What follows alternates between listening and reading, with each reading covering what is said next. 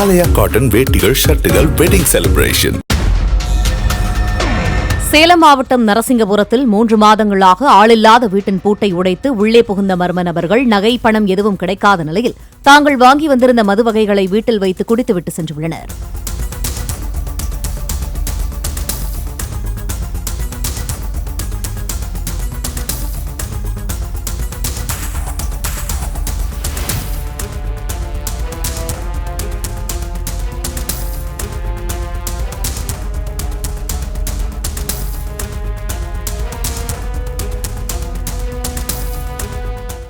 Play store மற்றும் app ஸ்டோரில் இருந்து பாலிமர் செயலியை QR கோடு மூலம் பதிவிறக்கம் செய்யுங்கள்.